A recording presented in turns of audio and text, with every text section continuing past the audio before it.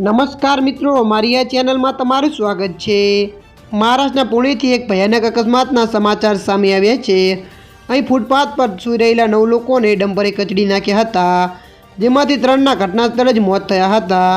મૃતકોમાં 2 બાળકોનો સમાવેશ થાય છે, જ્યારે ઘાયલોમાં 3ની હાલત ગંભીર છે। ડમ્પર ચાલક નશાની હાલતમાં હોવાનું કહેવાય છે। પુણેના વાઘોલીના કેશનંદ ફાટામાં મોડી રાત્રે 12:30ની આસપાસ આ અકસ્માત થયો હતો। ડમ્પર ચાલક દારૂના નશામાં હોવાની પ્રાથમિક માહિતી છે।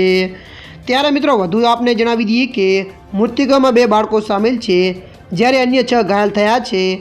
ઘાયલોને સાસુન હોસ્પિટલમાં દાખલ કરવામાં આવ્યા હતા। અકસ્માતમાં ઘાયલ થયેલા તમામ લોકો શ્રમિક છે। તે રવિવારે રાત્રે કામ માટે અમરાવતીથી આવ્યા હતા। ત્યારે મિત્રો મળતી માહિતી અનુસાર વધુ આપને જણાવી દઈએ કે આ ફૂટપાથ પર કુલ 12 લોકો સૂતા હતા। બાકીના લોકો ફૂટપાથની બાજુના ઝૂંપડામાં સૂતા હતા। ભારે ડમ્પર સીધું ફૂટપાથ પર ચડી ગયું અને સૂતેલા લોકોને કચડી નાખ્યા હતા।